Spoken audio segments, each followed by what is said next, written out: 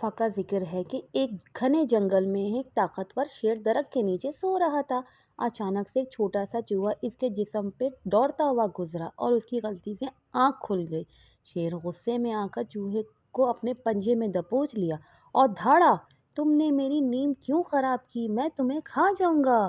چوہا گھبرا گیا اور ڈر ڈر کر بولا، مہاراج براہ کرم مجھے معاف کریں، اگر آج آپ میری جان بخش دیں گے تو کسی دن میں آپ کے کام آ سکوں۔ شیر اس بات پر ہنس پڑا اور رحم کھا کے اسے چھوڑ دیا۔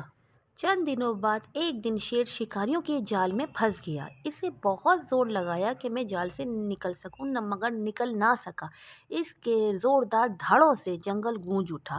چوہے نے اس کی جب آواز سنی تو فوراً دوڑتا ہوا آیا اور شیر کو جال میں پھنسا ہوا دیکھا اور اپنے تیز دانتوں سے رسی کو کاٹنا شروع کر دیا۔ تھوڑی دیر ہی بعد ہی شیر آزاد ہو گیا۔ شیر نے شکر گزاری کے ساتھ چوہے کو دیکھا اور کہا، میں نے کبھی نہیں سوچا تھا کہ تم جیسے چھوٹے جانور سے مجھے مدد ملے گی۔ شکریہ میرے دوست۔ اس دن کے بعد شیر اور چوہا اچھے دوست بن گئے۔